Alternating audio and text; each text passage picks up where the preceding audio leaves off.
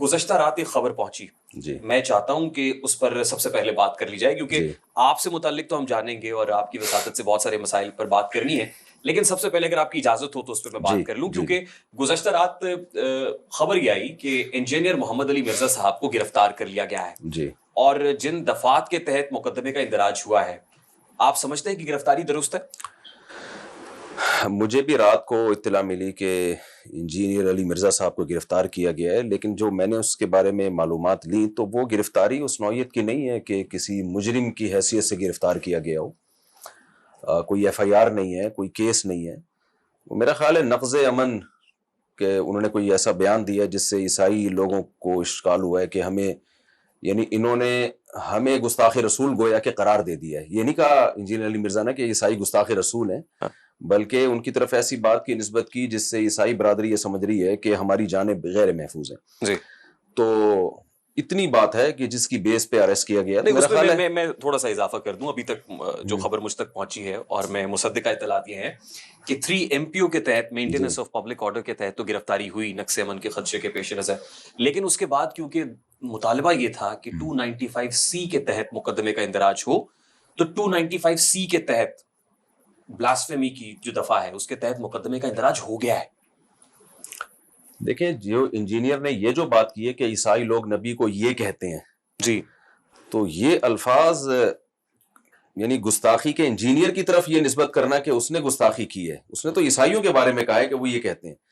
تو جہاں تک میری معلومات ہیں اس بیس پہ تو میرا خیال ہے 295C نہیں بنتی، کوئی اور بیس ہو، کوئی اور بیان نکالا ہو تو ایک الگ بات ہے۔ لیکن مسیحی برادری کہہ رہی ہے کہ بھئی ہم تو یہ نہیں کہتے، آپ ہاں نے تو کیسے اخذ کر دیکھیں، لیا؟ میں اگر کوئی شخص کسی پہ جھوٹا الزام لگاتا ہے نا تو اس الزام کا مطلب گستاخی نہیں ہوتا، اس پہ کیس ہو سکتا ہے۔ بھئی آپ نے کسی مذہب کی طرف ایسی بات کیوں منسوب کی جو مذہب والے وہ بات کہتے نہیں ہیں۔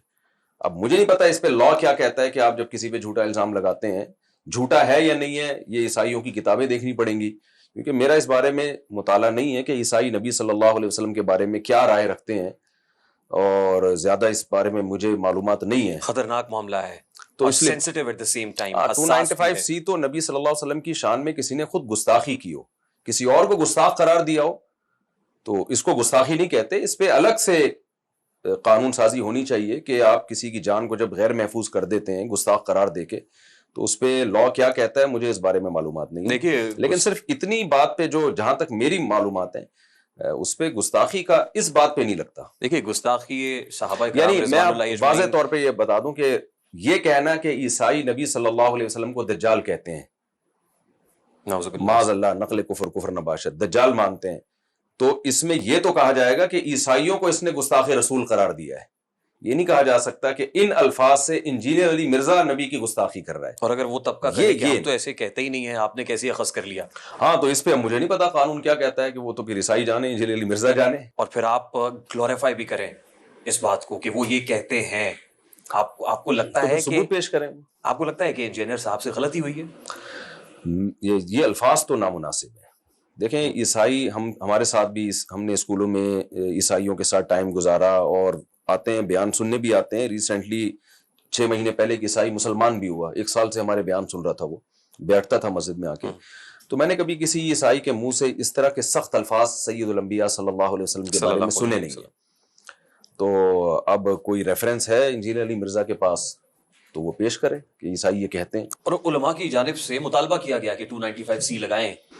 میرا خیال ہے علماء کی جانب سے اس دعوے پہ مطالبہ نہیں کیا گیا، وہ کوئی اور پہلے کوئی چیز نکالی ہو علماء نے، یا صحابہ کرام کے بارے میں جو اس نے الفاظ کہے ہیں غیر محتاط الفاظ۔ 295C تو اسی سٹیٹمنٹ پہ لگتی ہے نا جو آپ بھی فرما رہے ہیں۔ اس کیس میں جو اتنے الفاظ ہیں نا کہ عیسائی نبی صلی اللہ علیہ وسلم کو یہ کہتے ہیں، اس پہ میں سمجھتا ہوں کوئی بھی 295C کا مطالبہ نہیں کر سکتا۔ دیکھیے، گستاخی صحابہ کرام رضوان اللہ اجمعین، معاذ اللہ، گستاخی نبی صلی اللہ علیہ وآلہ وسلم، گستاخی دین، مذہب، اس طرح کے چارجز آپ کے اوپر بھی لگے، آپ پر بھی FIR کا اندراج ہوئے۔ میں جاننا کیا چاہ رہا ہوں اور کیوں چاہ رہا ہوں، یہ آپ سے کیوں پوچھا میں نے اس لیے پوچھا کہ اب انجینئر صاحب بھی اسی کشتی کے مسافر ہو گئے یا ان پر بھی وہی چارجز ہیں۔ How to get away with this, بہت سینسٹیو معاملہ ہے، اس سے کیا لیسن ہے، کیا سبق ہے مرزا صاحب کے؟ دیکھیں، نارملی تو میں جو جنرلی ایک بات یہ ہے کہ مرزا صاحب کے جو بیانات ہیں نا ان میں بے احتیاطی تو ہوتی ہے، یہ تو ایک جو بھی بیان سنتا ہے بدتمیزی والا لب و لہجہ، بے احتیاطی والا لب و لہجہ، اور صحابہ کرام کے بارے میں تو خاص طور پر بہت ہی نامناسب الفاظ ہوتے ہیں۔ لیکن گستاخی کا فتویٰ لگانا کہ یہ شخص نبی صلی اللہ علیہ وسلم کا گستاخ ہے، اس کے بارے میں لا بنا ہوا ہے، قانون بنا ہوا ہے، تو وہ جج فیصلہ کرے گا، اور جج بھی نیوٹرل ہو کے فیصلہ کرے کہ سیاق و سباق میں بات کیا چل رہی تھی، اور جو بھی اس طرح کی بات کرتا ہے اگر اس کے بات کے دو مطلب نکلتے ہیں تو اس کو وضاحت کا موقع دیا جائے۔ ہر غلط بات گستاخی نہیں ہوتی۔ آپ کوئی بات کرتے ہیں اور فوراً آپ پہ گستاخی کا فتویٰ لگتا ہے، اگر آپ اس کو ایکسپلین کر دیتے ہیں کہ میری مراد یہ تھی، یہ نہیں تھی، تو اس ایکسپلینیشن کو قبول کرنا چاہیے۔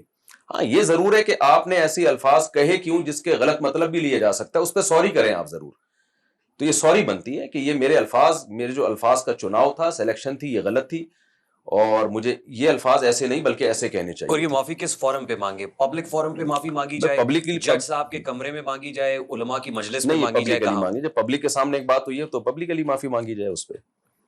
جب ایک بات پبلک کے سامنے ہوئی ہے تو آپ اگر کوئی غلطی چھپ کے کرتے ہیں تو اللہ سے معافی مانگیں، پبلکلی کرتے ہیں تو پبلک سے معافی مانگیں آپ۔ دیکھیں ایک بات آپ کے معاملے میں بھی ہوئی کہ علمی، ادبی، فکری، دینی، مذہبی بات جو ہے، بحث ان پرٹیکولر، وہ پبلک میں نہیں ہونی چاہیے، وہ علماء کی مجلس میں ہو، جی، وہ سمجھ بوجھ رکھنے والوں میں ہو۔ میسز کے لیے زبان کچھ اور ہوتی ہے، جی، اور بحث کے لیے یا مناظرے کے لیے obviously آپ دیکھتے ہیں کہ آپ کس سے مخاطب ہیں، کس سے بات کر رہے ہیں، وہ سمجھ پاتا ہے یا نہیں۔ جی، آپ یہ سمجھے یا آپ نے لیسن لیا کہ پبلک میں اس طرح کی ثقیل گفتگو نہیں ہونی چاہیے۔ اگر ہو گئی ہے تو اس پہ سوری کر لینی چاہیے، بھائی یہ میرے سے بے احتیاطی والے الفاظ نکل گئے، میں معافی چاہتا ہوں، تو پھر میرا خیال اتنا بڑا ایشو بنے گا نہیں۔ اور پھر کیا علماء معاف کر دیں گے؟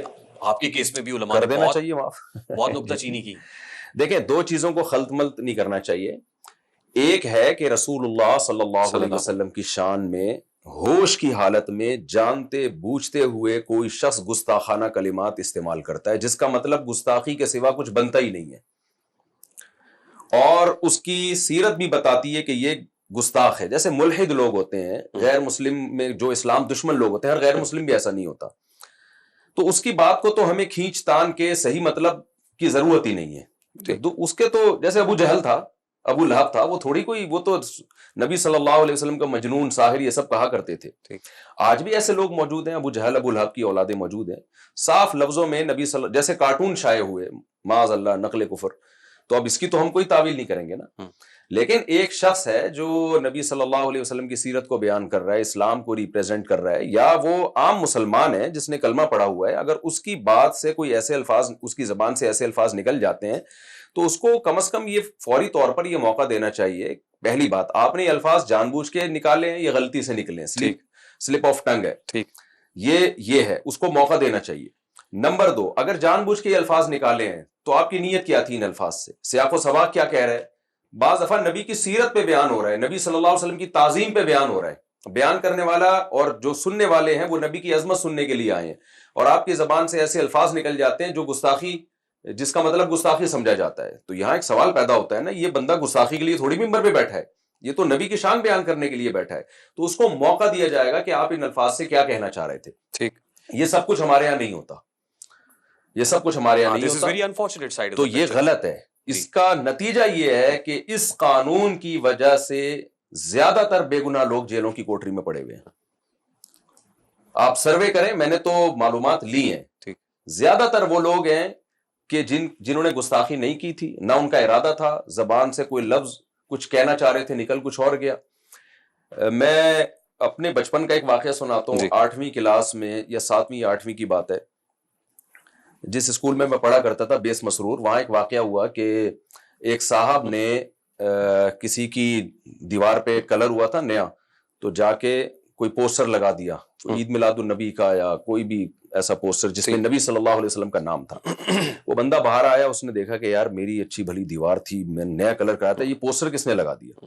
اس نے وہ پوسٹر پھاڑ دیا، نیچے نالی تھی، اس میں نبی صلی اللہ علیہ وسلم کا نام مبارک گر گیا۔ اس بندے کو نہیں تھی یہ بات اس کے علم میں، وہ تو یہ دیکھ رہا ہے کہ میری دیوار کو کسی نے خراب کیا ہے، یعنی پوسٹر سے خراب کیا ہے، اس کے ذہن میں تو یہ بات تھی۔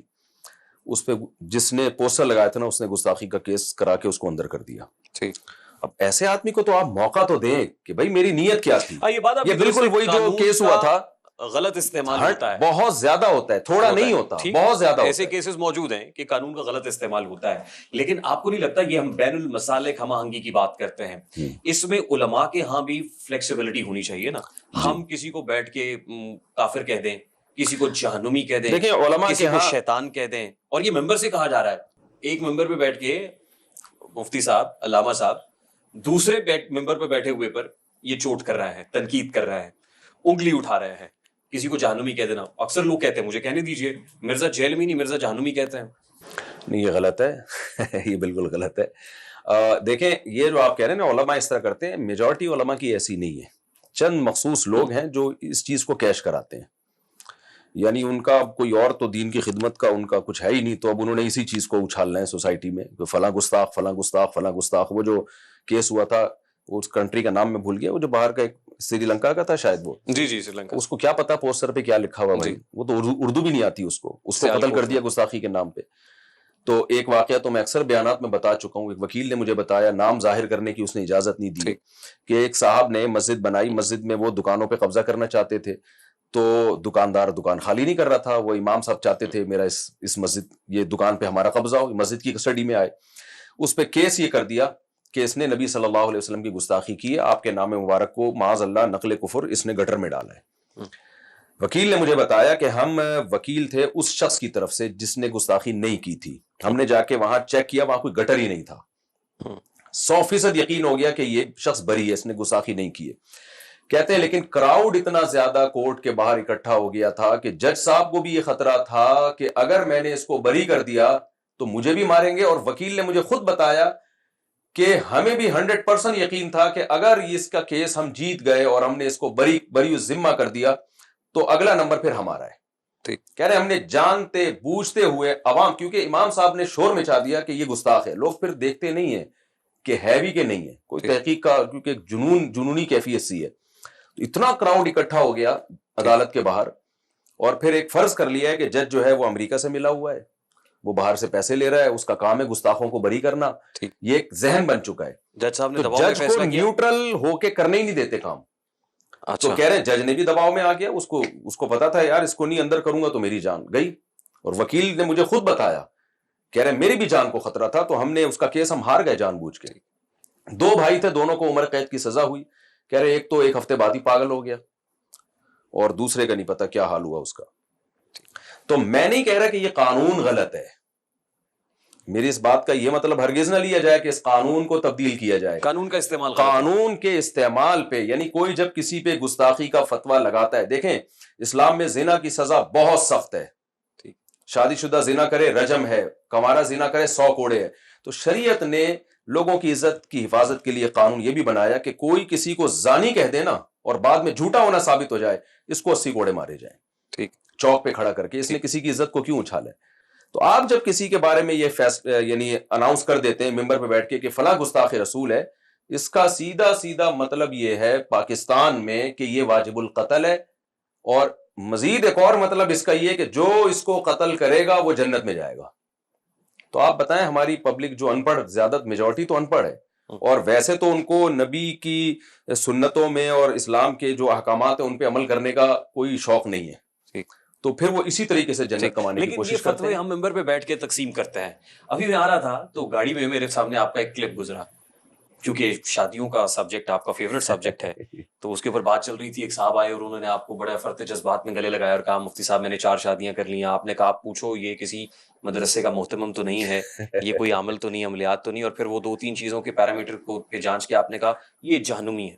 نہیں, میں نے جہنمی نہیں کہا, میں نے دیکھیں کسی فرد واحد کو میں نے کبھی ایسے نہیں کہا کہ یہ جہنمی ہے. یہ ضرور ہے کہ جو ایسے کام کر رہا ہے وہ جہنمی ہے. ہاں, کسی فرد کی طرف نسبت کر کے میں نے یہ کہا ہو کہ یہ شخص جہنمی ہے تو وہ نہیں ہے. ہاں, یہ ضرور ہے کہ جو یہ کام کر رہا ہے مدرسوں میں خیانت کر رہا ہے, تو وہ آپ کا کیا خیال ہے وہ پھر جنتی ہے. ایک صاحب آئے ایسے گلے ملے مجھ سے, مفتی صاحب میری 4 بیویاں ہیں.